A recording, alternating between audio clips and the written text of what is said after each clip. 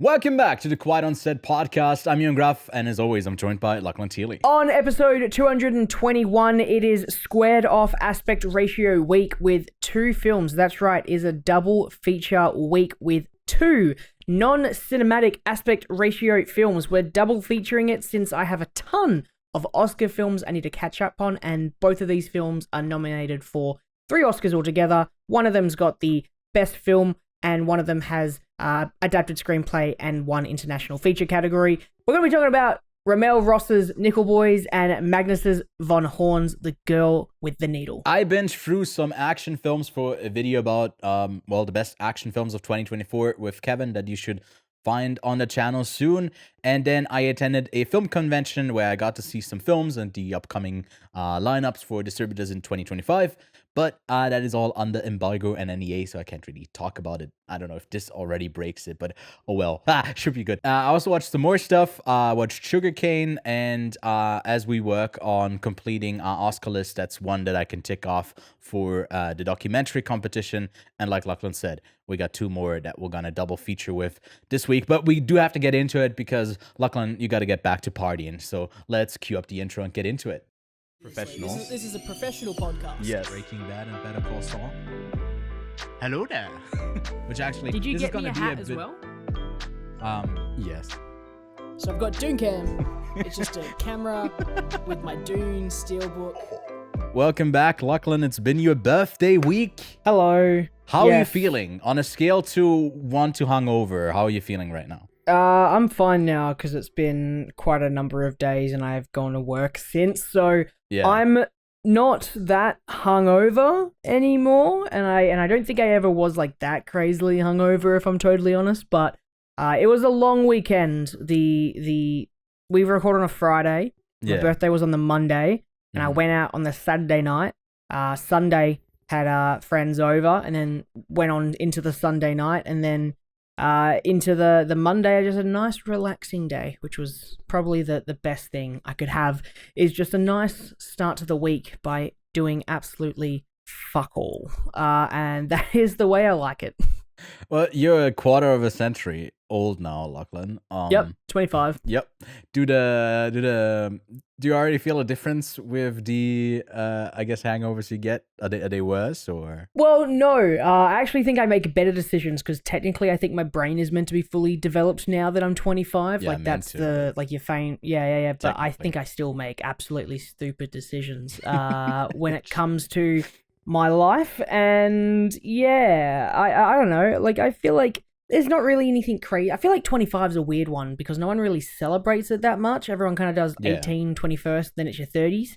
And I feel like 25 is that one where you probably should go a little bit harder, and we should probably celebrate it a lot more because it is that Halfway quarter, through the 20s as well. of a century, and it's you're halfway through your 20s. And fuck, I'm halfway through my 20s. Oh no, I'm Yeah. not gonna have a midlife crisis on the podcast recorded. Let's not do that. God, halfway through my 20s. But no, it was a great week. I had a great week. I got a lot of Yeah. like cool things. I don't have anything like with me that I can show because it's all behind the green screen. But there's a green screen. There's a green screen. There's a green yeah, screen. 100%. That's crazy. I got like a gift card for a local film place where I get my film developed, so that was nice. That's cool. Got some bottle of whiskey, bottle of gin, got some nice alcohol. Yeah. Because I like to drink, which I need to stop. If I'm going to get back into running, funnily enough. So I'm going to smash all my alcohol down. Was and another gift I like said I was gonna running shoes with nails inside of it? Just everything that is keeping you No. from running. Another gift was just like a 10-pack of drinks as well. So like I got gifted a lot of alcohol, and I said that at the end of Jan I would stop drinking casually for a bit so I can get back into my running and only drink for social events. Mhm. Yeah, that's not going to happen. I think I might stop casually drinking at the end of Feb so I can get through all of that stuff because it's a really nice bottle of whiskey and gin and one of my favorite like casual drinks to drink. I just say how it's like a casual drink to drink. There's definitely places where that would be considered bad, like if you're just casually having a drink when you come home from work. That's how you start having an alcohol problem. Well, you're doing the reverse dry January, but then also there's a couple of spills. It's I thought it was leaking a dry bit. July. I Dry think we do July. dry July. I don't know who the fuck does dry January. Jesus, that would I don't suck. know. Can you imagine I feel doing like you New could Year's do it Eve for and every having month. to not If drink? you just put dry in front of it. Yeah, dry Technically, Feb, every month yeah. can be. No, dry July is probably the one thing, but I'll put my hand up and say I've never done a dry anything. I actually did stop like casually drinking at the end of last year to get into running.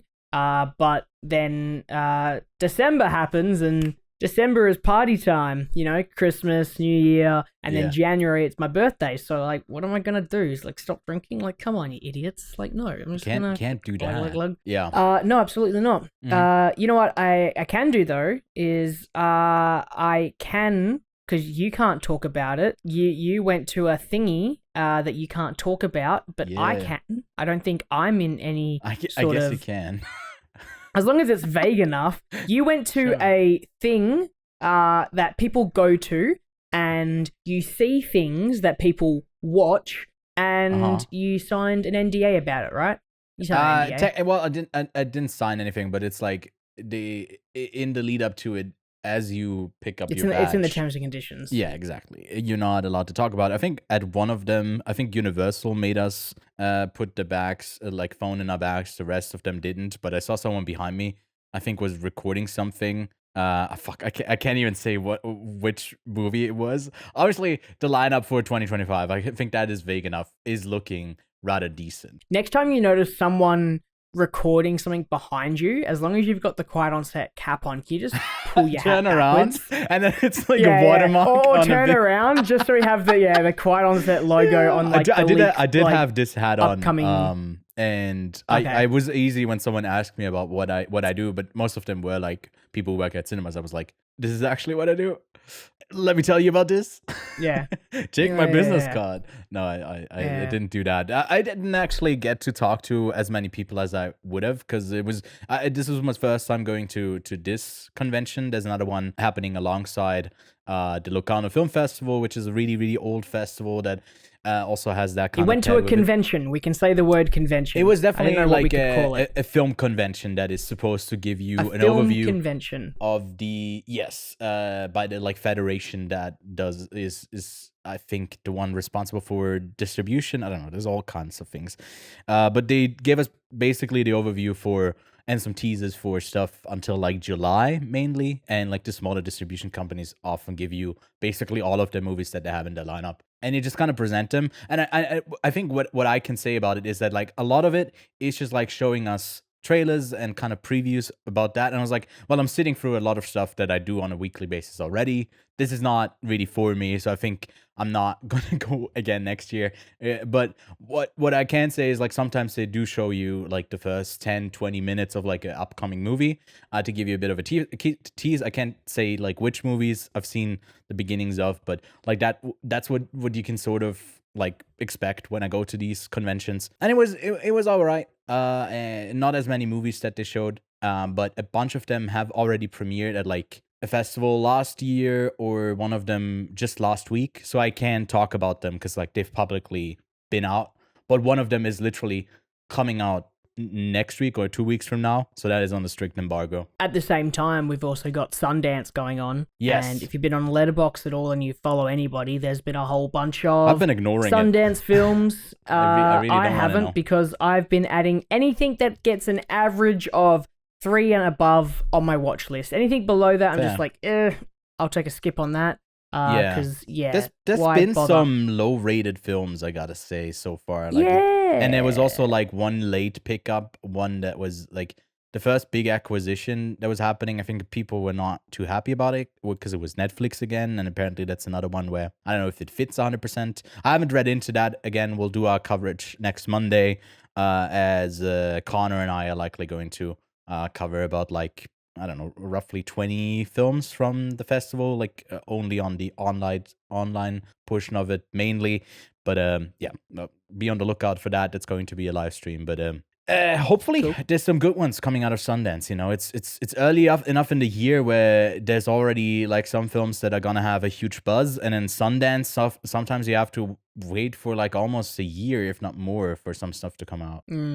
All right, Lachlan, are you ready to get into the first of a double feature here? Yeah, All man, 100%. Well, then let's talk about Nickel Boys, the, I believe, second film from RaMell Ross, who does something quite unique in the way that he uses the camera as most of the time, not for 100% of the movie, but as a full-on POV of a character or characters, because we do not stay with our main protagonist for the whole time. And I think it is really a like story about perspective, about history and identity as well. It's just ripe with so many themes.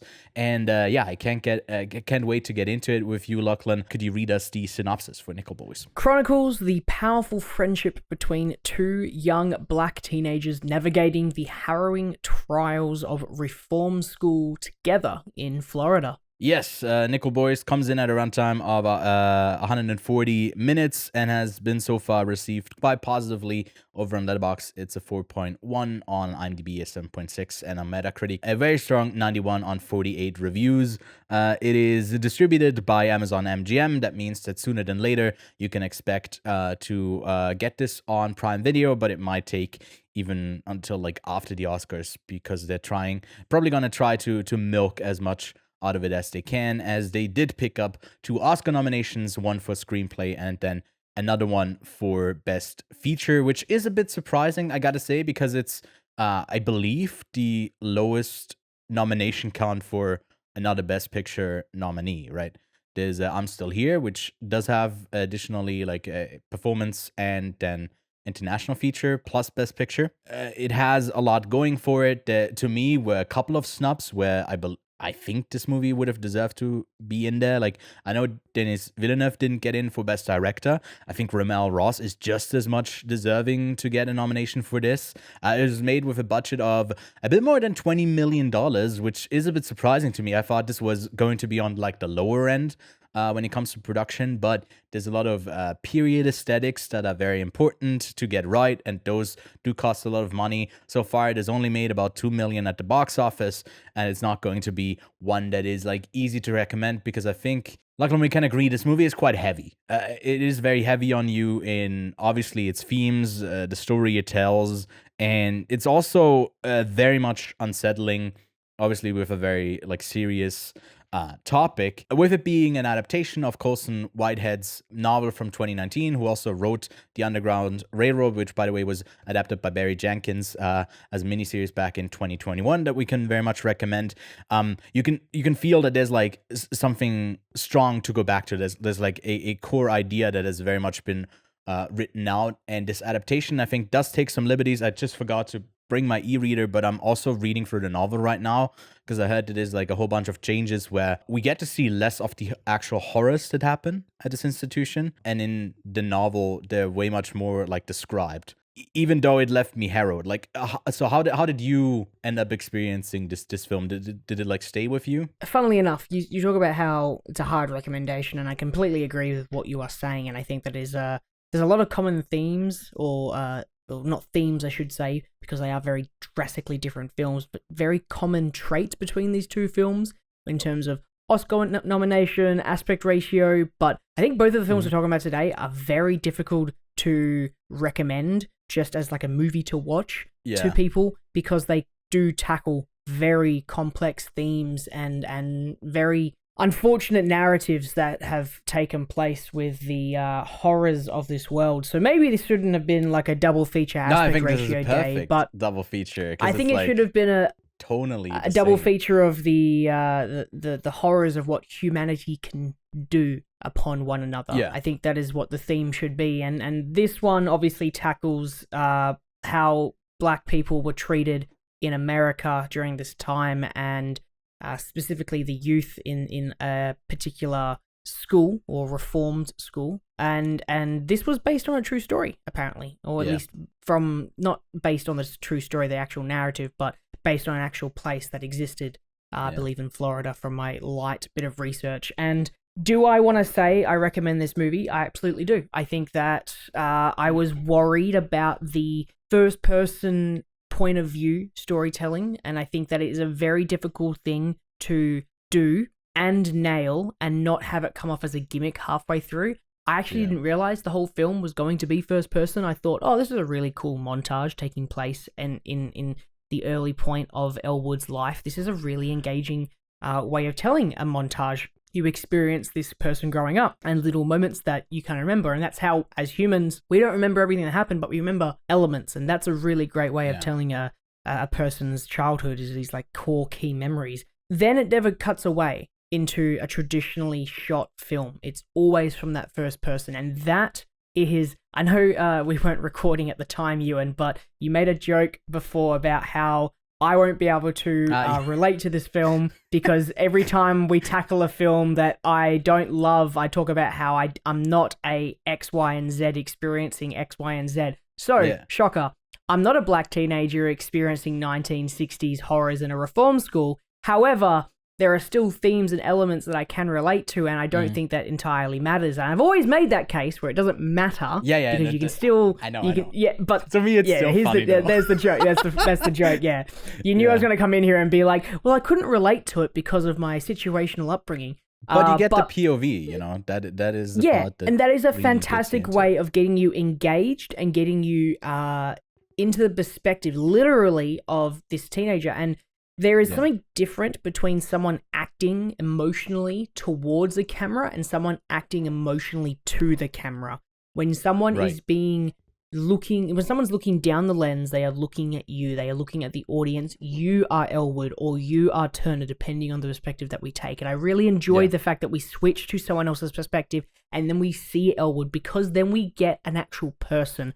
One of the really hard things, because when I was thinking about other movies that I've seen that are fully first person, something like, it's completely different, but Hardcore Henry is an action film completely shot in the first person. You never really relate to this Hardcore Henry. You are Henry, but you never really see him. At least with this perspective change that's later on in the film, you go, oh, okay, Elwood, this is Elwood. He is the main character, but here's the perspective of Turner. You get a character, you see them, but you are then taking their perspective. And then the film... I honestly, I say this, I think this film, nominated for Best Screenplay, nominated for Best Film, really should have been nominated for Best Editing as well. I would happily kick Wicked out of the editing suite and put Nickel Boys in. I haven't seen Amelia Perez yet, so I'm gonna hold until I see it, which should hopefully be this week. That's the plan. Yeah. But when I was watching this, I immediately thought, okay, yeah, sure, best cinematography. However, I then looked at the nominees for cinematography, and I thought, you know what? Other than Amelia Perez that I haven't seen yet, and I haven't seen Maria, but I know Maria is just going to be stunning anyway, just like both Jackie and Spencer. Spencer, that's it. They were both stunningly shot. I don't think I could have put it in here with the same level of these guys, because this is a one-trick pony. I still think it's stunning. I still think it's beautiful, and it really nails it. I actually think maybe Girl with a Needle could maybe have squeezed in, but for cinematography, Nickel Boys is fantastic, but it's but for editing, Nickel Boys is absolutely fantastic. It knows when to switch. It knows when to hold a shot. And the really annoying thing about first-person shooting is, as people, we're very...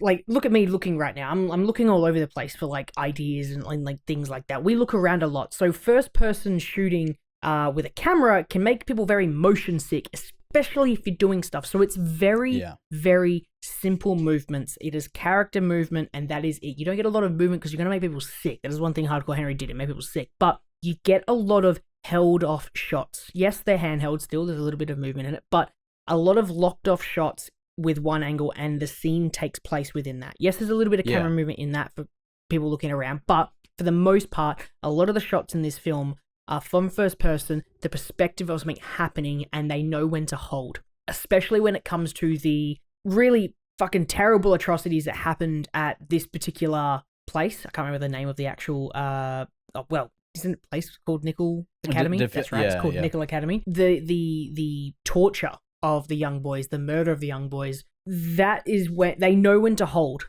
And the other great thing I think they do, and I think it's, again, not to the same level of, let me just get it up. Well, I haven't seen a complete unknown Amelia Perez, but I think that for sound design, it does this really fantastic diegetic use of sound with the air conditioning unit or the ice cream machine.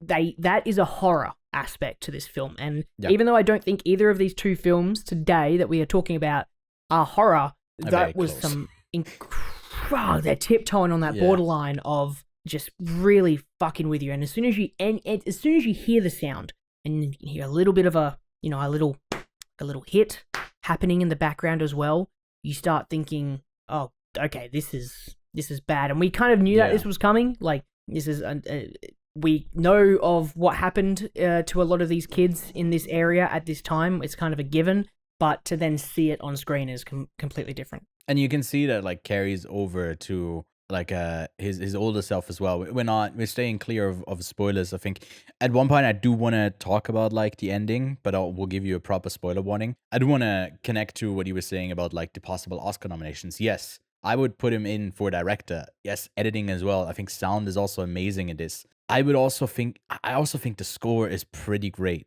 I know challenges didn't get in. There's a couple that we'd have to kick out before we get in there. But I think that one also gets me. And then especially, I do have to say that Angeline Ellis Taylor as like Aunt Hattie. It had moments where we see her a bit later on in the film, again staying clear of spoilers. And like you say, they hold on shots where there's not particularly something being said. They just look, and I was bawling my eyes out. I was like, holy fuck. The emotion is so there and you just feel everything.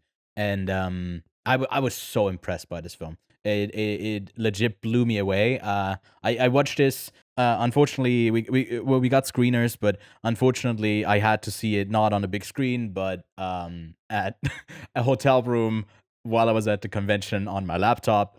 Wasn't the greatest thing, but I was like, I took a blanket, put it over me, and just like watched it. I was like, Jesus Christ, this movie is like moving me to the core. It's just so impressive because like ultimately, despite spending a bunch of time at the like Nickel institution, there's not that much that happens. There's not like a huge storyline that happens. They're just kind of stuck. And the way that you say the camera doesn't move much, it also, to me at least, that might be is a bit reaching, but it also to me reflected how stuck they are at this place. That whenever they do go out, there's still the sense of like not being able to move freely. And not that like in the beginning when he's not stuck that the camera moves more or whatever.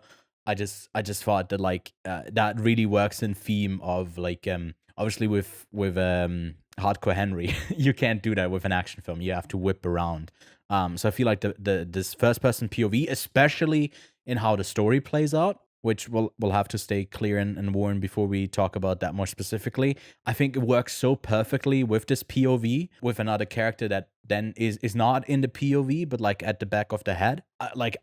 It's so well executed. It's just a really, really impressive film all around to me. What else do we want to get into? We talked about the camera work. I think the performances are also really solid from all of our actors. Shout out to Jimmy Fails, who was in Last Black Man in San Francisco. He makes an appearance here as a teacher, I believe. Obviously, later on as like adult Elwood, we get David Deeks, where we never really see his face, rarely ever. And then Elwood and Turner, both doing a great job with Ethan Harris and Brenton Wilson. I couldn't find much about this film other than you don't want to experience such a harrowing story to not recommend this film to people who would want to see it. But I also know that a ton of people don't want to experience a film like this like ever. They just kind of want to move past it. And I think that it's also really important to have that other part of this film that is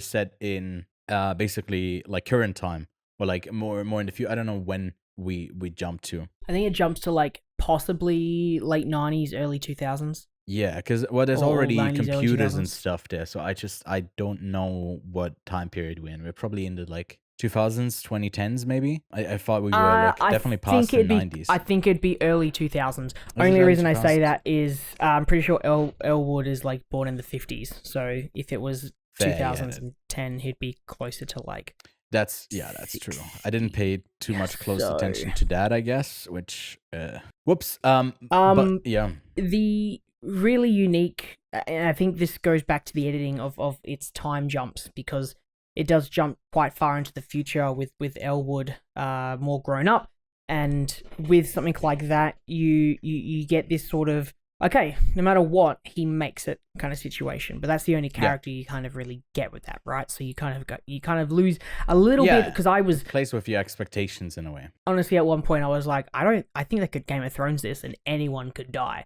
I truly thought that like any one of these kids could just be up and down. I totally thought there would be, because I feel like that would have been one of the most heart-wrenching moments with, and I mean there is a heart-wrenching moment with Aunt Hattie at the right at the end situation, and without getting the spoilers, like that moment, you know you're quite emotional with it, but Yeah. you know, at the end of the day, like one person survives and you kind of lose that sort of, I guess, fear. It almost eases you up for something in a way, like, no, okay, Mm. it's very bad, but we can hold on to hope. And I think how it plays with that is, it's pretty devastating. But you point out a really cool, well, not really cool, but really interesting point, and that's a lot of people don't want to watch a movie that's sad. Yeah, because it feels in a way baity. You want to move. You show us something horrible. We feel something deep. It moves us to the core. Oh, give it all the Oscars. Give it accolades. I think people grind up to that when they don't see the medium of film to be almost like a, I don't know. It's hard to describe without sounding too pretentious, but something that like, I don't know, is like working through a collective human trauma that you might not have experienced, but you put yourself through it in order to be, in my opinion, a more well-rounded person that knows about other people's struggles, doesn't be consumed by them, which I see like our generation do that quite a bit, where it feels like they are so consumed with the peril of our whole planet and everything. But I think it extends to like an older generation and the older generations as well, where they don't want to sit through something like this all the time. I was gonna bring this up with the girl with the needle, because I think that, I guess we'll come back to the point with that, but Yeah. there is a point and a reason for us to have films like this. I'm lucky enough that I didn't watch these both in the same day, because I feel like I wouldn't have the energy that I have today. I watched The Girl with the Needle today, and it already put me in a pretty sad mood. But if I watched both of these in one day, I feel like I would just be sitting on the couch, just staring at the ceiling, just thinking about how humanity sucks. Because But because they're also again, both based on like actual like true stories in a way. True narratives, and Yeah. I think that there is a important reason to have films like this. You can tell these narratives in so many different ways, but the way that both Nickel Boys and The Girl with the Needle, which we'll get to eventually, tell these stories is important to show, because it shows us inherently with The Girl and the Needle a little bit more like evil hiding as good, and that's the most terrifying thing. As humans, we have a weird relationship with the word evil, because it is subjective to our experiences, and that is something interesting. These both play with this idea of an inherent evil within a human or set of humans in many different ways, and with Nickel Boys in particular, it really is a absolute disgusting set of people who committed a crime against boys, young adult men, children, teenagers. In There's a couple instances. really And- young ones that they show a bit more in the early parts of the film than later on. Without again spoiling The Girl with the Needle, there is a really interesting thing about bad things happening to children, because no one is born inherently evil. We are ultimately put on a path of evil depending on how we live our life and how we are raised, and particular events that happen in our lives. Like people don't come out of your mum and go, I hate this particular group of people. No one. Yeah. We are all clean slates, Well, you right? kinda So there are things that subjugated happen. to the like societal norm that you're born into. So again, no one comes out hating. Like you can. Yeah. That's a fact. No one comes out hating a particular group of people, or for any reason, you are morphed and molded into that, whether it's through society, whether it's through your family, whether it's through a group that you join. There's so many reasons, but there is a particular evil that happens when, and you get really emotional, doesn't matter what you are, when something happens to a child, because children can't live by themselves. They have to rely on adults, and they don't see an inherent evil per se. They just see a person, and when they have something they can't control happen to them, so as a great example is of death, there is something really dark there, and both of these films tackle that, and it's why it's a hard film to go out and be like, I recommend that you watch this movie. I think that you should just go out there and you should watch this movie. But if in a conversation was to appear around, the subject of black teenagers in 1960s Florida, like or something in that sort of ballpark, right, was to pop up and be like, hey, there's a film called Nickel Boys. It's not the happiest movie in the world, but it is shot so beautifully. The music is fantastic. The editing is phenomenal. And it tells a really, really, really great story that is important to know. Sure, it's not a story that you probably would love to have known about, because they're going to sit there and you're going to be like, wow, I hate humanity and I hate how evil we get. But it's important that you inform yourself on things that have happened like this, because that's the only way we learn. There's a reason we have so many World War II movies. Yeah, and World War movies. So easily back into a certain mindset that is like recurring and popping up again and again, and we live in times right now where it is happening way more that I'm personally comfortable with, and it's just not a good road to go down, because we do know all know where it leads to, and these like diegetic, subjective retellings of history are incredibly important, because they remind us about the people, and it's not about the numbers of, you remember before Abraham Lincoln signed a paper and then all the slaves were abolished and all was solved. And no, it shows you the nuances of history that are lost when you skim through the books that just retell. Sometimes you do have to package them in form of entertainment, in a way, as weird as it is to call a film like this entertainment, which it ultimately is. It's really powerful in that way. I feel like as we progress as a species, and we do way less reading and AI summarizes everything for us, in a way, these are things that we can hold on to, where there is a sort of a very deep value in what we create and how we remember. And this is exactly what the movie is about, and how we remember this, and how we go about our own guilt, like finding ourselves in the midst of all of this collective trauma that, no matter how big or small it is, we all experience a level of trauma in our life. And for that, I think it's a very valuable film to at least give a try. Which I feel like we keep bringing up, like, you should definitely go see this, because it to me is, from the 10 of the Best Picture nominees, the one that's going to be seen the least, if it makes sense. Just with the push that I'm Still Here has and everything else, I watched both of these films not knowing ultimately what either of them were about. And I think that is one of the best ways of experiencing it, because if you read up too much into it, you may either talk yourself out of watching it or talk yourself into watching it.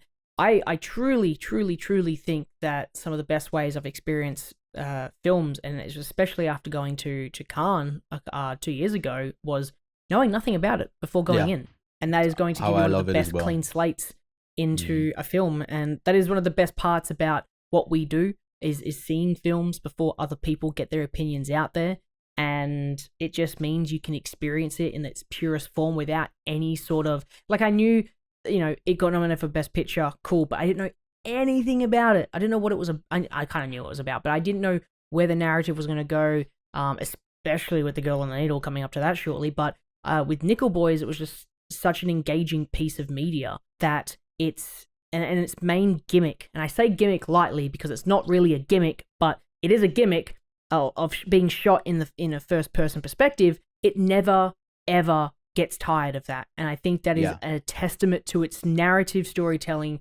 to its visual storytelling, from editing to cinematography. It is an engaging piece of film without making the gimmick go, that's getting a bit old at this stage. Yeah, it's like, oh my god, first person perspective. I know that from video games. This is just like a narrative. And then it goes third person perspective when he's older. It's actually pretty Choose funny. I made the same video game reference when I was writing notes. I was like, oh, it's third person now. Yeah. Do we want to talk about? I don't know how many people will actually have already had a chance to go see it. Obviously, it's out in theaters in the States, but it's not on VOD yet. It's another 2 weeks until it gets like well, there's only 4 screenings in Switzerland because it's got no distribution. I assume it's going to be the case like worldwide. Do we stay completely clear of spoilers for our review here? What do you think? Sure, why not? Let's do it. Let's stay clear of spoilers. I have maybe once the Oscars I don't think there's out, anything to spoil though. That's the thing. I think, well, not. I mean, there's one big thing, that happens, and it's. Why don't you tell me what it is and then censor it? Oh, giving me work. Well, that. Yeah, I know. That Yeah. at the end. I mean, that is. Yeah. I don't know. To me, like the going through the first person, like, and then pushing yourself back as you're looking at both of them at the same time because the one is living through the other. Whew, that shit is pretty poetic. I like it. Almost makes me tear up right now. Holding myself back, I will give this a 9 out of 10.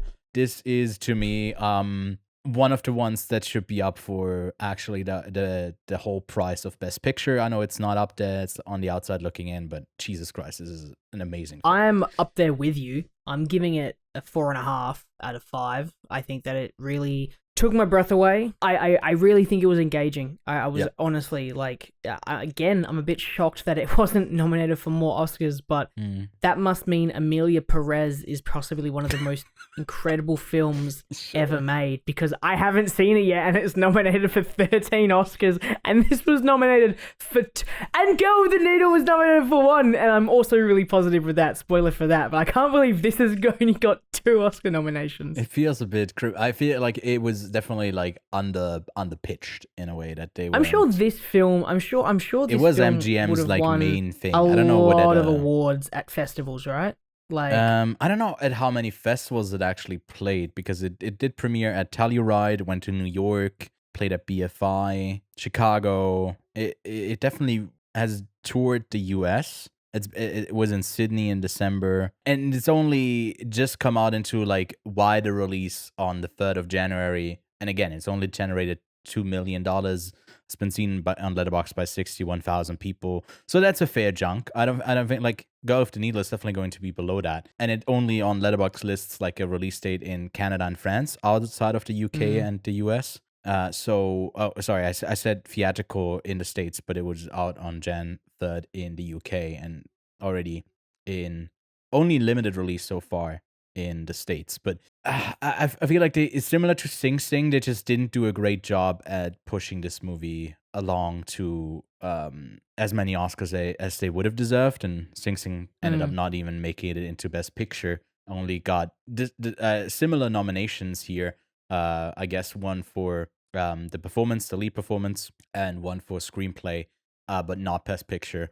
And I feel like in supporting again, I think Anjanine Ellis-Taylor is so good in this role, and she's been overlooked a bunch. I think we championed her coming out of Venice last year as well, the year before in 2023 with Origin, where I think she nailed that role, and she's just been delivering solid work for years. And yeah, I mean, she's one of the cornerstones of how much this movie ends up working. To me, she's really the heart of it as well. But if we were to pair this up after you've experienced this and you're like, whew, okay, gotta breathe a bit, where would you send people next? What should they double feature this film with? There was another film for Black representation in a prison setting, I guess, but it was something completely different.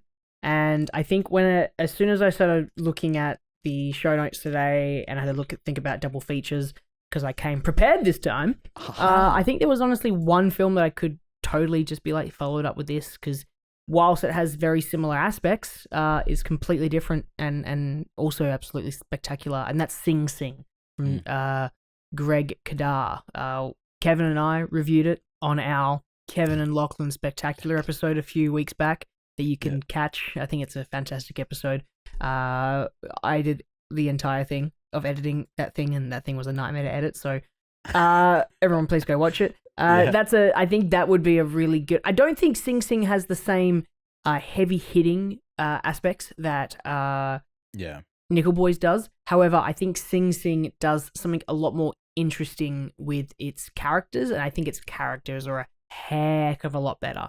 Whilst I think the editing and cinematography of Sing Sing is still pretty sweet, I think that Nickel Boys takes it a little bit further than that. But I think characters are Sing Sing's like core bread and butter. So yeah, that's my double feature. Especially in how Nickel Boys kind of develops into, like, towards the end there, again, staying clear of spoilers, is very much just more of a representation of people. And in Sing Sing, you definitely go into more of like actual people and characters, and then it kind of blends with the characters actually being portrayed by the actual people that it's based on. It gets quite meta, and also says a lot about that. They're both really great, meaningful films that you should seek out, because they're the ones on the outside looking in for the recognition from the Academy. I'm pairing it up with, I'm sorry, I'm not saving you any hardship. I'm going with basically the same sort of institutionalized violence, not in prison, but a basically same camp, but not for children who were like kind of come in contact with the police and then are sent to the Nickel Academy, but with Native Americans that went to as a residential school that was like a Christian school, and were also murdered there. It's a documentary that's called Sugarcane. It's another one that is Oscar nominated, and it just shows the hardship of the very, very harrowing history, recent history that the United States has. And here it is about the Sugarcane Reserve, where a lot of Native Americans are grappling with the horrors they've experienced, the murder, and the sexual abuse, the killing of children. Which, I don't want to say that yet because it kind of gives away our next movie, but it's just a very well executed documentary. Again, if you're trying to complete the Oscar nomination list, Sugarcane is one that you won't enjoy sitting through, but it also feels like it's a great film overall. But yeah, that wraps it up for our review of Nickel Boys. We spent a lot of time on this, which I guess we could have just done in one movie this week, because he has a lot to say. Lachlan came into this and said, like, I don't have a ton of notes on Nickel Boys, but we did have a lot to say about it, I guess. That was a joke. I had a lot of notes on Nickel Boys, but also incorporated a lot of notes from my girl with the needle as well. So probably it's going to be like this much Nickel Boys and then this much Girl on the Needle. So you think so? Let's get to Go with the Needle then. It's the second feature film from Magnus van Horn, which is the follow-up to Sweat, a film that I quite enjoyed, that premiered at the Zurich Film Festival, I believe. Or at least that's where I got to see it first. And this one is a period piece that's set at the end of World War I. But sorry, I don't want to take it away. This is your thing, Lachlan. Could you give us the synopsis for Girl with the Needle? Struggling to survive in a post-World War I Copenhagen, a newly unemployed and pregnant young woman is taken by a charismatic elder to help run an underground adoption agency. The two form an unexpected bond until a sudden discovery changes everything. Comes in at a runtime of 123 minutes, has been seen by roughly 30,000 people over on Letterboxd, and they've rated it a 3.8. On IMDb, it's a 7.5, and on Metacritic, an 83 based off 20 reviews. I'm actually quite surprised that the that the IMDb curve isn't already down in the dumpster, because it is a very controversial subject matter that this movie ends up tackling. It is currently streaming over on Mubi, which, shout out to Mubi right now. I got it recently because, just a shout out to them in general, but at the moment I got it that for $1 you can get Mubi for 3 months, which is crazy. That is a crazy deal. It's such a good streaming service. I love it. It's a great one, and you can experience a lot of these. By the way, not sponsored. We'd love to have a sponsor from you, Movie, by the way. But they have a lot of these international films. This one is a Danish film that premiered earlier back in May of 2024 at the Gun Film Festival. It's where I got to first experience it, and was kind of baffled that it wasn't talked about more for like the awards that were given out at that year's Cannes, because I feel like they were overall kind of weak. Looking at you, Emilia Perez, and we don't have a reported budget for the film yet, but it has grossed about like 270,000 so far, and now it is on Mubi. So I feel like it definitely was worth acquiring the film for. I was very much rooting for it to get the Oscar nomination, and it did get a singular one for Best International Feature. It's pretty much the best that this movie could have hoped for. Although stylistically, we already talked about this in our Nickel Boys review early on. I think cinematography-wise, it's black and white, pretty stunning as well. I was really taken aback rewatching it today that it's so well crafted. I also adore the production design in it, yes, but also just like the sound and the score in it. Everything just really adds to this eerie atmosphere. A really, really solid movie all around that is, again, we keep in theme of today's episode, very harrowing to watch, horror adjacent in the feel, but I've already talked about it, I think, when I came back from Cannes a bit, that it was one of my favorites. Like, it was Anora, The Substance, and Go with the Needle, and My Sunshine, which, by the way, comes out this week in Switzerland, but we'll bring that up later when it comes to new releases. But Lachlan, what did you make again? Oh, sorry. Lachlan is making a companion list, which, by the way, you can check out. But I did mention Anora, The Substance, My Sunshine, and I guess Go with the Needle. That's what I needed. Sorry, I keep forgetting that each time I bring up a movie now, Lachlan has to put it onto a list, which feels in a way like I got a lot of power. Yeah, what did you think of Go with the Needle? What did I think? I think that when I finished watching it, right, because I was watching it on my TV and I was sitting here, that I had the Black Mirror moment where it went black and I just stared at myself in the screen. I was like, what the fuck? Because holy shit, I couldn't even imagine how you would have probably lost your mind at Cannes watching this film, because I feel like knowing nothing about it. I feel knowing nothing about it. Well, other than I've seen his previous I didn't know anything about it. Yeah. Either. So I haven't seen any of his stuff. Mm-hmm. Didn't know what the film was about. So that was exciting for me. But for me, if I saw this movie last year, I feel like this movie may have copped it into my top 10. I had a feeling that you would really vibe with it. It feels like such a Lachlan will appreciate type movie. Had one of the most horrifying moments for me. Which one? There's a bunch. And I watched The Substance, the reveal. The reveal is reveal. Holy fuck.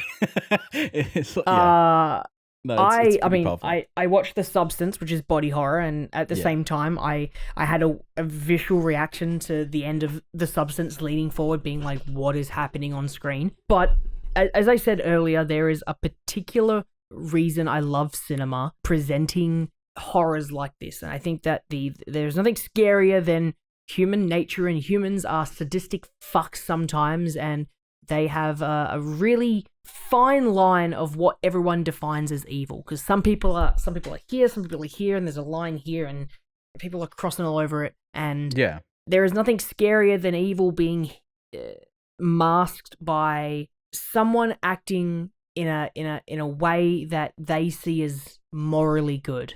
And what Dagmar Overby did is not, I think everyone will agree, is not justifiable. A little bit fucked up. But the worst part about this movie is she has a moment to explain herself, and you totally get it. Yeah, because you've experienced it the first half of the film before she even enters. Yeah. You're like, no, I get it. The horrors. No, I get it. Of a woman in when was this movie like sort of set, like the 1915 to 1920 period. 21, yeah. You see the horror that, but it speed up the timeline, I guess. But Caroline experiences in that first half, because there is a clear change of narrative pace between the first half and the second half, and you see these highs and lows that she goes through, these horrors of not knowing where her husband was, leaving her husband, having a baby, yada yada yada. And you're set with this initial body horror, and you're like, whoa, holy moly, that's going to be the scariest thing that happens in this film. Nope, no, it's not. And it is such a visceral reaction that I think anyone will have with how Dagmar is presented and then revealed. I think that there is, again, a type of evil that hits so hard when injustice is presented to children. And I said that with teenagers in Nickel Boys, but there is something even inherently worse when it's done to infants who have no ability whatsoever to survive by themselves for many, many, many years. We are very slowly developing creatures when it comes to us being babies and to being independent creatures. But there is a particular evil that takes place in this film that I think is one of the most terrifying and scary things I had seen all year. And I think that it was one of the most intense films that I had watched in a while, which it reminded me of another film that we reviewed, and it's actually going to be my double feature. But it really is a film that you should not know anything about, go into it and experience it. Don't research into who these people are, as it is based on a true story, because everything that this film does is, I don't want to say it, but I'm going to say it, is perfect. I mean, I think. Do I want to say it? No, I'd agree. I think in a lot of ways, I'm struggling to like. I was on my rewatch considering, okay, I don't want to give it 5 stars, but I'm like, I don't have an issue with anything they're doing here. I think it sets the atmosphere perfectly. I love the thematic depth that is given to our antagonist, our protagonist, how our antagonist is morphed into it by a sort of loose justification she finds very easily, but by how the societal treatment of women are in this era that I feel like persists in its sort of, it might have been dwindled down, but it's still like in the layers of society nowadays, especially in like some where they're not as maybe progressive, or like, you know, it also depends on your worldview of what you actually see as progressive, and in a way that like this sort of abandonment of children, even in the first half, which is not giving away any spoilers yet, of like giving someone up for orphanage, or the way that like war times really complicates the sort of relationships you jump into before, like you were apart for a long time, and then when someone comes back, because you had to rely on yourself, on your independency, how much of a different person you are, someone returning and being very physically different, and just so many things that I feel like it really captures that time in a way where I feel like we are living in it and we are experiencing the horrors alongside our protagonist that is pretty powerless in this whole struggle. And it's just like holding on for some decency to just survive. That's all she wants. She gets kicked out of her apartment. She gets impregnated and basically broken up with. Does the same to someone else, and is also the way that her partner is ostracized for being a returning war victim, with like you need to like put a mask over his face because it's so fucked up. It just it explores like that sort of curiosity, like the moment which maybe that be a slight spoiler, when the husband ends up at a circus and she's like basically volunteering to poke his eye hole. Like that's sort of that curiosity of like the distance we pull ourselves from the struggle while still being sort of like entertained by it, by us watching it, but also in the societal things of like the distance of the struggle of the people living in the same place in this I think it's Oslo. No, sorry, Copenhagen, because it's not Norway, it's Denmark. Oh god, people are gonna hate that for me to mix up Denmark and Norway. But it's also described if people are gonna hate the fact that I thought you were right. Yeah. I don't know the capital cities of Europe. Like I'm sorry. A city where know people some. can easily disappear, especially after a world war, where it's just like you would expect some people to just go missing and not turn up again. So that sort of community is so lost, and then rebuilding it on the basis of like trying to find your independency while being so dependent on the ones that have the means, that have the money. I think it tackles all of these things in a way that does make like story sense. It doesn't feel like it's trying to get to a point to say this is what we think about like this time and why it's bad, but it goes through the notions through a very compelling lead character that is a bit changed from the actual like things that happened during that time. She's a bit like combined, and a certain bit is like extended of what actually happened. But I think it thematically and narratively kind of works perfectly in what they're setting up here. Nothing but praise for the girl with the needle. Yeah. I want to quickly note the score. There is a Yes, I love the score. There's like strings. absolutely terrifying sort of I think it's a the cello. sting. Yeah, that plays, yeah. The same thing that comes like this really low raw cello bass hum that plays. It is It's like almost like a spectacular. theme that pops up a bunch, right? Especially during it's like the bigger same moments. situation with Nickel Boys, how they play with this time more music than actual diegetic sound that's in the world. They play with this little string section when things happen, and honestly, it was technical masterpiece, both of these two films. I think that they nailed what they were going for, and they took their ideas that just there is obviously an element to why these films are kind of shot in this non cinematic aspect ratio, and I think that it is more believable when things aren't in a cinematic aspect ratio to relate and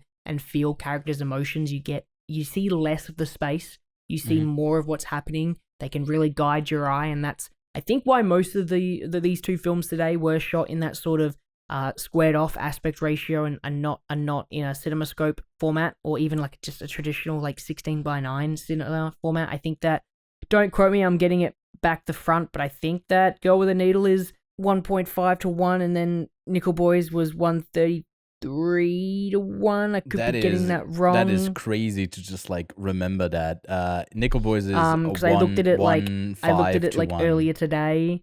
Sorry, yeah, Girl with the Nickel Boys Needle is 1.5 to 1. Girl with the Needle is 1.5 to 1. Okay, cool. Yeah, sweet. I only read it today. It's not that impressive. I only read about it today. But this guy's when I wrote the intro, I wrote the intro literally like hours ago. Not only just that technical ability of cinematography and music and editing, I think is again spectacular. Again, it knows when to cut. It knows when to hold. The cut sound as well, like the one big moment, the cut sound, and then later on in the film a couple of times where we are diegetically with Carolina, and the way that it like cut sound, her surroundings, gives us her perspective a bit more and numbing us in a way. I think it does like perfectly to get across what the character is going through. Yeah, and that is the other thing. I think that the characters are the key element to this film. There is a slow decay to these characters throughout the entire runtime with our main two, Caroline and Dagmar. There is a slow decay, and I think that is an interesting representation of. It's the same for either of them. Their mental stability.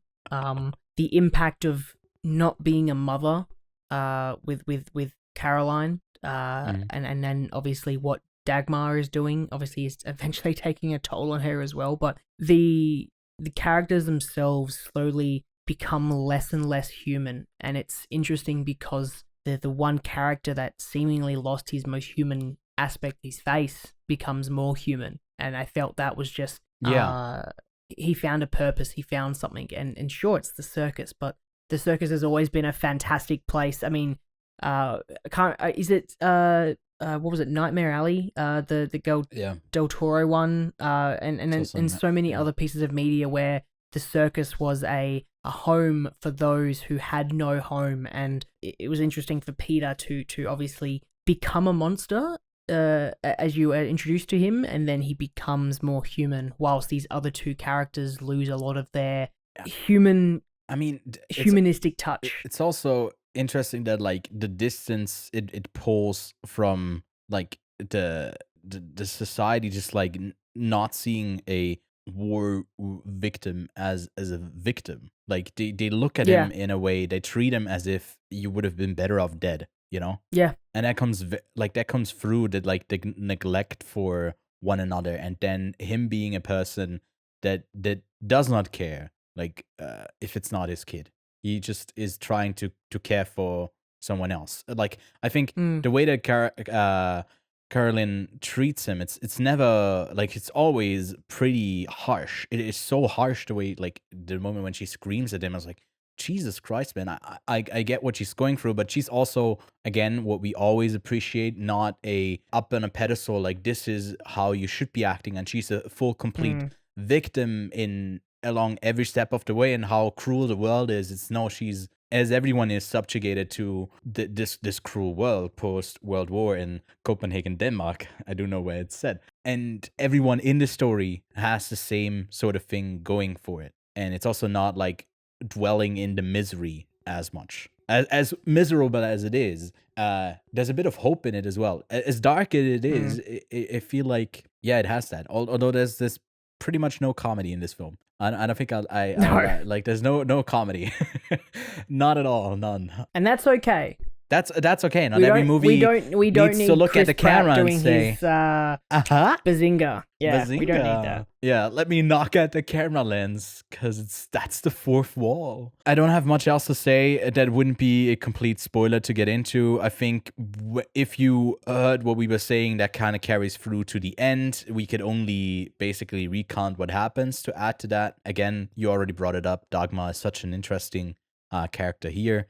And I also read up on the history about it after the fact. That there's a lot to read into, and also the interviews that Magnus van Horn gave and a screenwriter, all very interesting in how they went about telling like a story of someone and whose perspective they choose, what they change. There's a lot of it. I'll make sure to like link an interview that I read that was very good below. But anything else you wanted to bring up before we share our ratings for Girl with the Needle, which I guess we technically I probably already have. Totally, just quickly, I'll say this and I'll get into my rating and my double feature. So bang, bang, bang.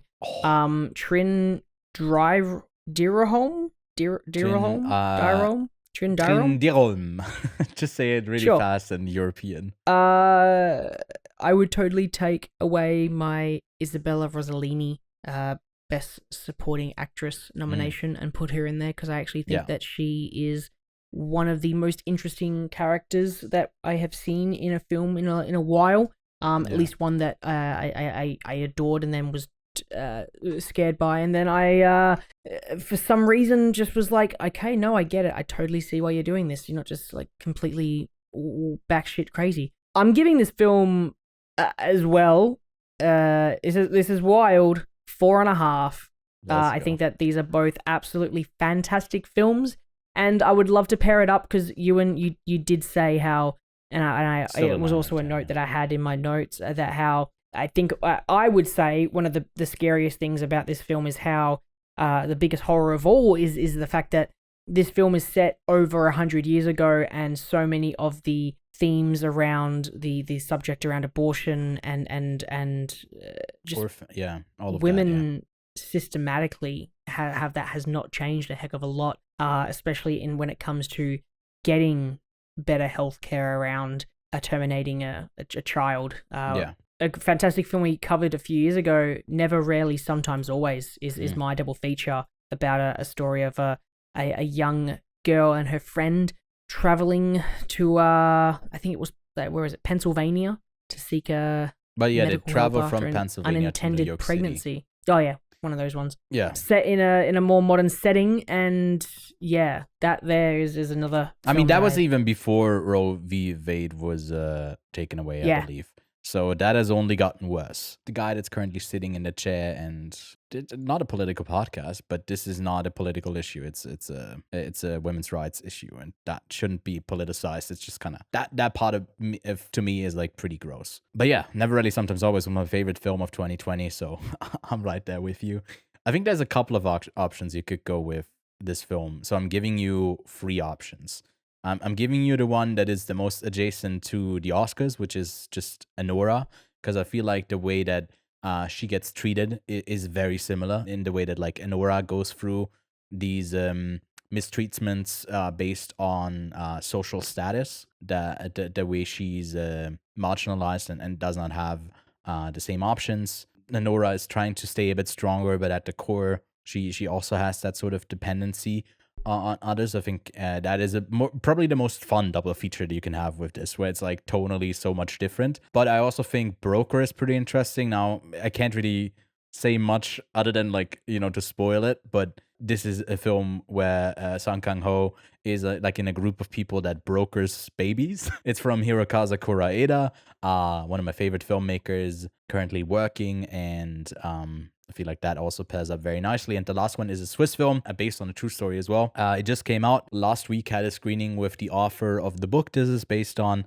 at our little theater, and it was booked out. So there's a bit of excitement for this film. I caught this at the Zurich Film Festival. It's called Frida's Case, Frida's Fall, which is about a young mother who kills her own child, and she's put onto trial. And through that, we work through the reasons why she did it, and why maybe this person who did something clearly wrong did not have any other option than to do so. And I think that kind of pairs up perfectly for this film.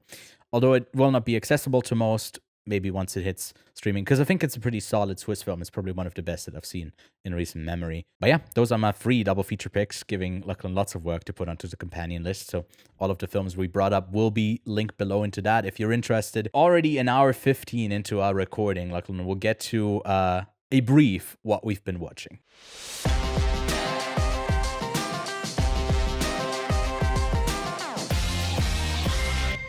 Do you want to start first, or should I? Again, with you the go action. first, because Okay. you're keeping the what you've been watching section going by how much you've watched this That week, is and I've true. just got one thing. The thing is, I have, I kid you not, about 30 films ready to watch right now. I just didn't have the time for it. I haven't caught up with Severance or any of that, but I did do my action binge, which again, I will just forward you to the video. But Kevin has reminded me that I definitely should bring up Baby Assassins and that trilogy, which has been like the action movie find of him last year, and I just had such a great time with it.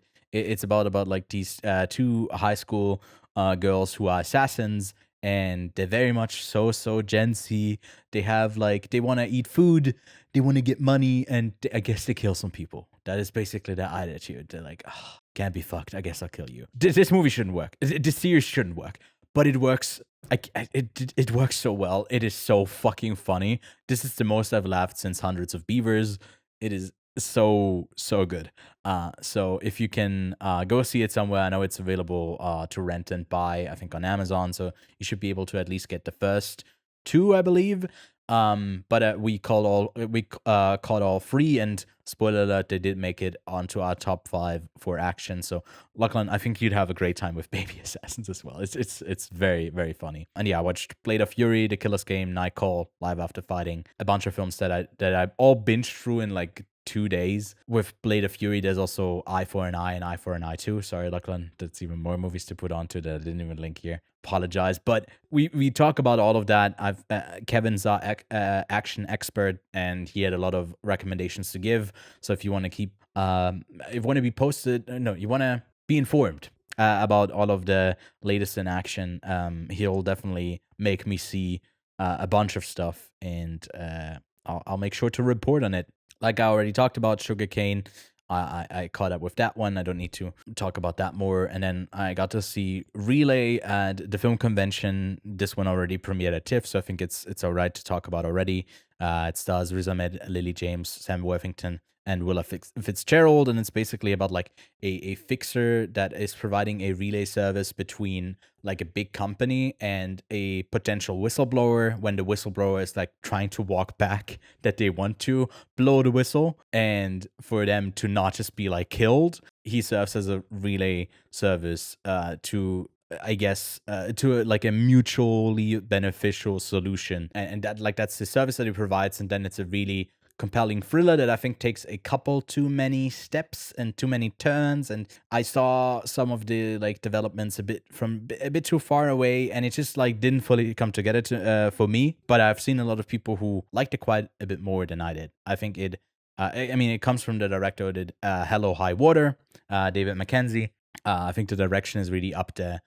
Just some of the writing, I think, doesn't really come together. And then I watched Fright. That's the last movie I can actually talk about that isn't like under strict embargo, because it premiered just earlier this month at the Solothurner Filmtage, which is the like a a Swiss film festival that explicitly only showcases Swiss films, and this was basically the master, like last graduation film from a student. He really got to something here as he follows basically a young guy who's like 15 for 4 years as he works on a ship and wants to become a captain, and follows him for, again, this extended time period as he changes. And it's a quite interesting portrait that he made here. It's also well shot. There's a, like, from the loading docks and all that, I feel like those are always very cinematic, than being at open sea. So there's a ton of great shots that they got in here. But yeah. And then I also saw Late Shift, but again, that's under strict embargo. I'll talk about that after it's premiered at the Berlinale. But that's my stuff, Lachlan. Have you watched anything besides the 2 harrowing movies that I made you go see this week? Yeah, I probably should have watched something a bit more happy than these 2 films this week. Yeah. But, you know, I was getting drunk all weekend, and your life was a movie. The rest of the week. So yeah, I actually got I got a new game gifted to me for my birthday from a good friend of mine. Which one? Path of Exile 2. Oh. And who's the friend? Elon Musk.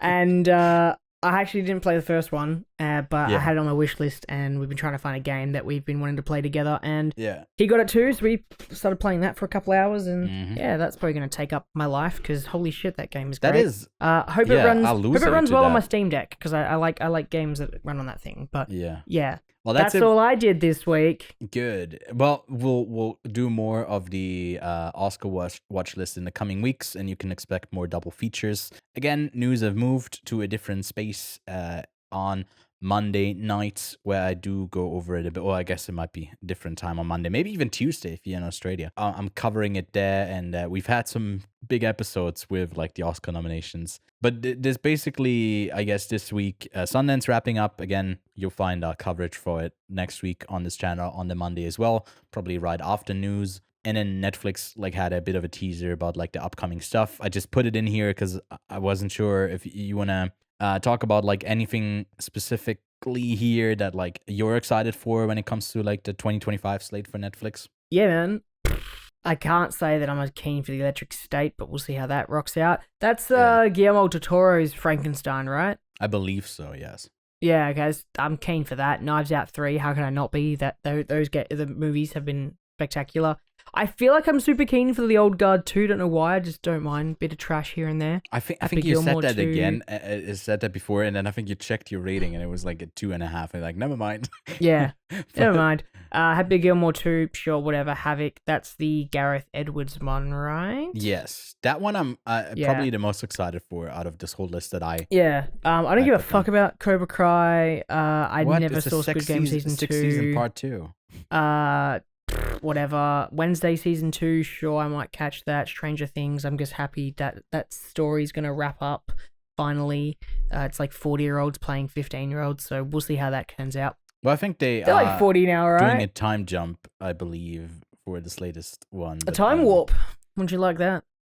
They're doing it again. The time warp again. I don't have many thoughts on Netflix. They've just they have popular stuff. I'm sure that they'll license some stuff. Like they just got one from Sundance that hopefully releases sooner than later, and they'll acquire stuff out of festivals from other production companies that is way better than the stuff they announced by themselves. Obviously, Frankenstein and Havoc being the 2 outliers here that I'm quite keen for. But yeah, Lachlan, you want to have a look at what's coming out this week? What people can go see? Well, this upcoming week. It depends on when you watch this. If you watch this on a Friday, hey, the stuff is likely already all out. But on February 7th, you can go see perfectly in time, I guess, for Valentine's Day, although it releases a week before, Hard Eyes. A Hard Eyes killer is I guess, following a date, and it's Mason Gooding and Olivia Holt in the lead roles, being charming with one another.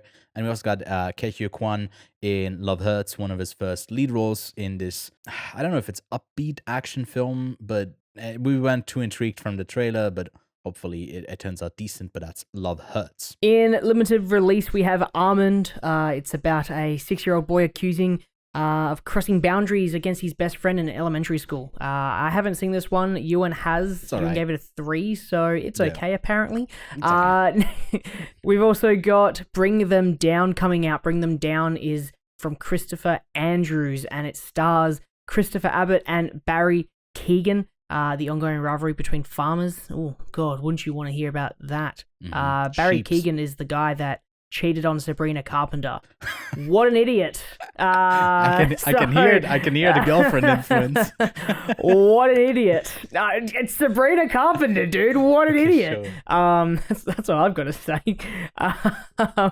Parthenop? It's Parentenope, and it's by Paolo Parthenope. Sorrentini. It's Of like course, a famous it's Italian. It's an Italian one. Well, it's an Italian one. I've never heard of it. That's coming out in limited release. And then I've heard of this one. It's an IMAX re-release of Parasite. Bong Joon-ho's Parasite, coming out from Neon. Yeah, I would love to see that in IMAX re-release. They had the 7 re-release that also had like some exclusive IMAX screenings in Switzerland, and was also out in the States. So that was pretty exciting. If you missed that, Kevin, I think, went ahead to go see that on the big screen this week. But out on Hulu, you can go see Kill, which got mentioned on top 5 for action. A really solid film out of India that is solely taking place on, or mainly taking place on a train where one guy has to avenge someone and just go through 50, if not hundreds of people, just brutally murdering them all. Sounds engaging. Next up, another film from India, All We Imagine as Light. I thought this was getting a number of rounds earlier on. It didn't get picked by India for the Oscar selection. Otherwise, it would have likely gotten in. It might have kicked out The Girl with the Needle. Yeah, so, but 70k watches on Letterboxd, and it's at a 3.9, so definitely highly rated. Also out, and that's coming out on VOD. I forgot to say that. Coming out on premium VOD, September 5. I'm super keen for this one. I am hearing a lot of fantastic things about it, and Ewan gave it 4.5 out of 5. So that Very means solid it is film. probably fantastic. Also out on VOD, Wish You Were Here. The film is not this one that I accidentally loaded up from 1987. Is it a Netflix movie? What is this, a rom-com? No, it's a romance film. First one by Julia Stiles, who is probably most known for 10 Things I Hate About You. That's Okay. like her lead role. If that's your thing, that's your thing. And then also in premium VOD, Wolfman, which I definitely didn't hear anything great come out of this one. Yeah, So I still haven't seen it. I might go see it. I'll talk about it next week. I might go see it this weekend. it's 103 minutes long. It's a bit too long for me. I might skip it. Yeah, it's getting hairy when it's over 90 minutes for you. Then out on Netflix from Amy Schumer on February 5th is Kinda Pregnant, and I'm kind of going to skip this one probably. Out in February 6th, Apple Cider Vinegar on Netflix. Neither of us have seen this yet. Comes from Sophie Benut. Oh, hang on. Ewan is telling me that he has. Probably the best thing about this. Not yet. Not all of it. Well, okay, so he's going to see it. Yeah. Sorry, it says he has a screener in the notes. I read it wrong. I can't remember watching the trailer for this, so I think it's gonna be sweet, hopefully, because I remember the trailer being kind of cool. Out on Prime, season 3 of Invincible. Yeah, and then on the 7th, we are getting Piece by Piece, the doc about Pharrell Williams over on Peacock, and then We Live in Time hits Max. Out in Australia this week, September 5 makes its cinema debut. Attack on Titan, the movie The Last Attack, is coming out for those anime fans. Presence from Soderbergh is finally making its way to cinemas here. I'm super keen for that. Queer, I've seen it. It is spectacular and definitely deserves a lot of attention in the cinemas. That's coming out from Luca Guadagnino. Widow, Clit Out. Sure. I don't know anything about it. This is Clicko? one that is already out on VOD French? everywhere else. I don't know. I was considering leaving it off, but I was like, hey, why not? Just drop it in there. So here we go. A film that I had no idea existed. Thanks, Ewan. No worries. That's what we're here film. for. And then a film that no one else has heard about, Spider-Man Homecoming, is making its way back into cinemas. Is it French? Spiderman? Yeah. We don't know. Spider-Man. Spider-Man, exactly. Now in Switzerland, we also are getting quite a fun lineup of films. First up, Companion comes out a week later, and I've only heard pretty good things about it, so we'll definitely be chatting about that next week. Maria hits, I guess, this big screens in Switzerland, but again, that's already out in the US on Netflix. So use a trusted VPN for that if you choose to do so. But also My Sunshine, which was another gun film that was in my top 3, top 4 that contained Anora, the substance, the go of the needle, and this one. Fun little story. For about 30 minutes of this film, I was in the back row in Cannes, and Hirokazu Koreeda was standing right behind me, looking through the film.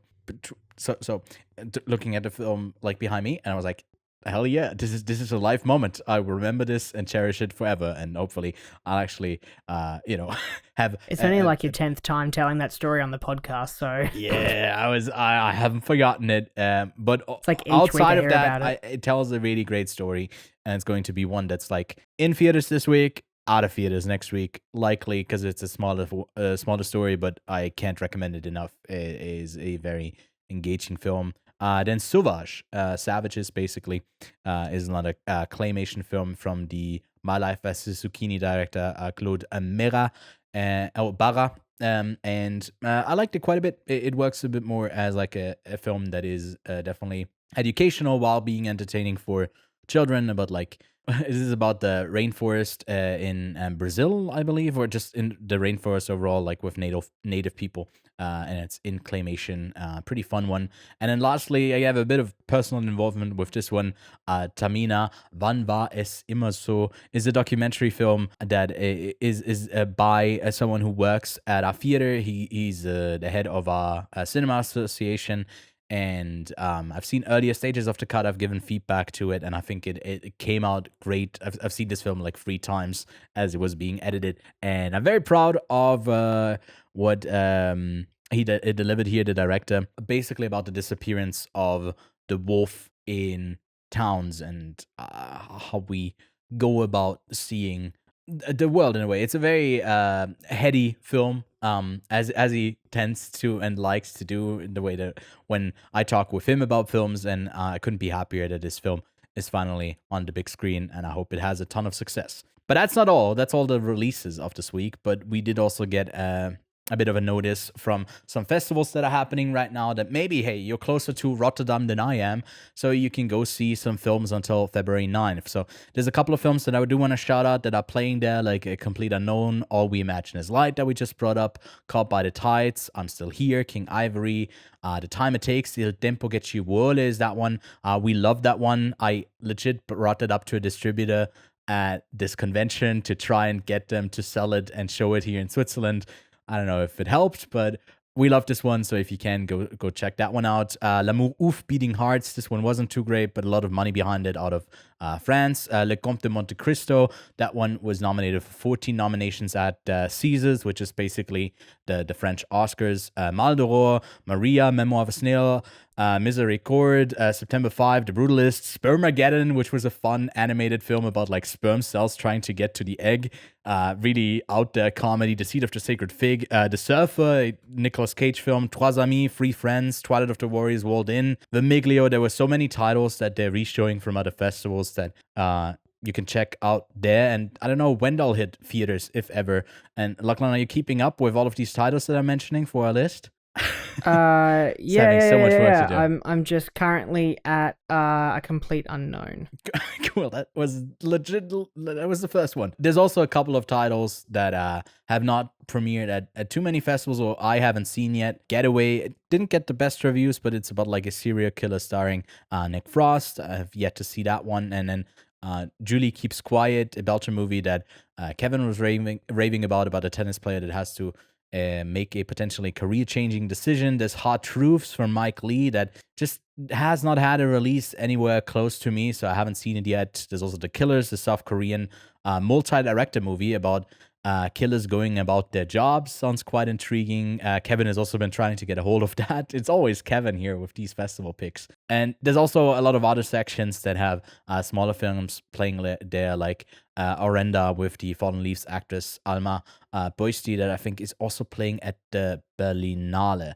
later this week. But yeah, I have a couple of screeners for about like 6 or 7 of these titles, so I'll make sure to drop a separate video about the Rotterdam Film Festival on this channel soon. And there's also a shout out to, I guess, Lachlan's Island, oh my god, over in Sydney. The Antenna Documentary Film Festival has sent me some screeners as well. I do want to give them a shout out. I'm watching From Ground Zero. And then there's also Union, which I have a screener for as well. And it's about a group of Amazon workers trying to unionize their warehouse in Staten Island, New York. There's a ton of other documentary films that I don't know if they will play anywhere else. There's a couple of controversial ones like Russians at War, which I quite liked, or Separated by Errol Morris. We got to catch it in Venice, and it's about the like horrific Trump deportation and separation of children and their parents back in 2017. And it's just kind of repeating itself at the moment, so that's pretty horrible, but it couldn't be more timely. There's also Homegrown about a couple of Trump followers in summer of 2020 as it leads up to January 6th. Just a bunch of worthwhile documentaries that if you are in the Sydney area, yeah, go check out this festival, and always have your local festivals on the radar.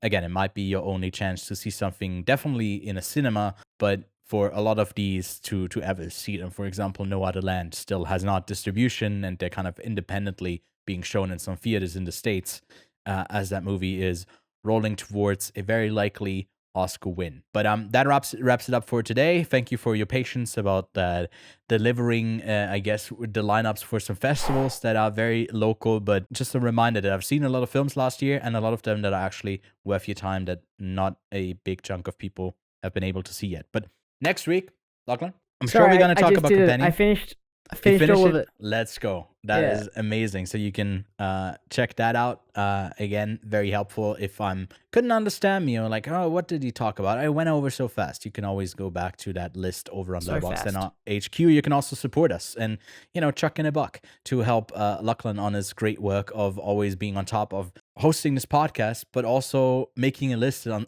alongside it. That is, he's multitasking like crazy, and you can become a member on this channel. You'll have access to some exclusive lists as well, or some unlisted ones as we prepare to publish them. You get the show notes. There's a whole bunch of benefits that you can look into if you want to support us, and it's greatly appreciated. But yeah, just leaving a like and subscribing already goes a long way, and I would direct you towards Action Top 5 video. I'm quite happy with how that turned out, so go give that a watch. And again, Lachlan, we're gonna talk about for sure Companion next week, and we might pick another film with it that has yet to be determined. But yeah, thank you so much for watching. Hopefully this wasn't too heavy of an episode for many of you, but if you sat through it, you deserve a medal. we won't chuck you in like the canalization or something. Anyways, we'll see you next week. Have a good one. Bye.